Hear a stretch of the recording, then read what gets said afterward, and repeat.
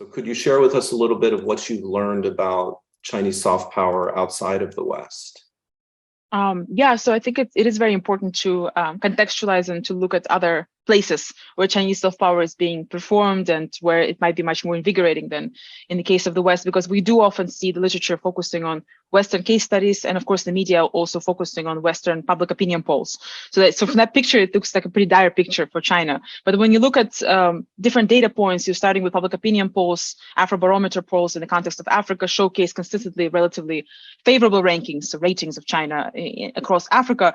And then through field work, you see a much more multidimensional sentiment. So it's not quite as maybe straightforward as favorable or not favorable. I found, several layers maybe of sentiments that I wanted to briefly note or talk about. One is that there is significant opportunistic engagement with Chinese initiatives.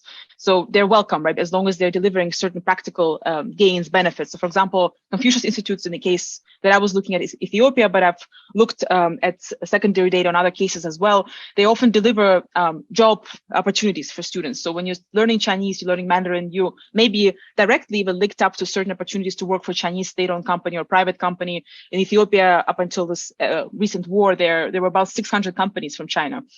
It's a pretty huge, number.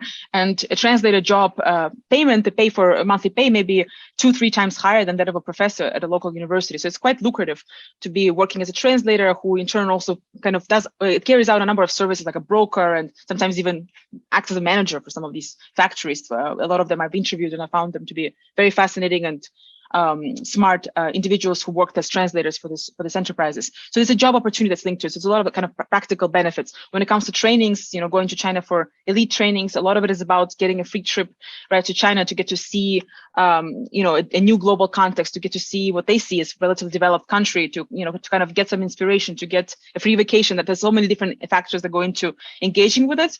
That is welcomed, right? So as long as China is delivering something that's more tangible, it's not only ideological, ideational, I think the reaction is quite favorable. But at the same time, when you ask, to what extent it builds trust towards China, whether or not China is sort of winning hearts and minds is a very broad phrase, but what is China getting back? And I think what is getting back is often more symbolic recognition, so public recognition of gratitude, right? Being grateful for the trips, for the resources, saying nice things in the media. For instance, Ethiopian media covers China very positively, almost the same language that China uses in its own China-Africa coverage. So I call it discursive solidarity in this new book project, that there's a solidarity in how the discourses are aligned.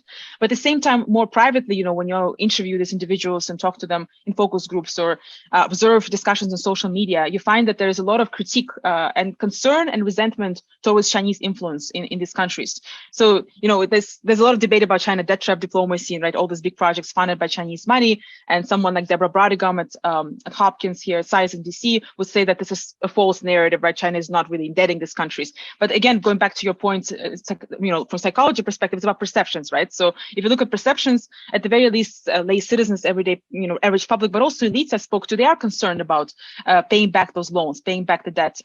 What does this mean when you have a growing Chinese community over time that doesn't integrate? They don't learn local language, they don't communicate with local publics. What does that mean for the long term? I think that concern is very much there, and it shouldn't be ignored either. So it's neither kind of a full-hearted, rosy picture of acceptance of China, neither is it a complete rejection. It's something that's, I think, quite pragmatic, opportunistic, and reflective when it comes to Chinese influence. And I think those layers sometimes are a little bit difficult to untangle, because it's easier just to put forward one scenario, right? It's more positive, it's more negative, or it's the same as in the West.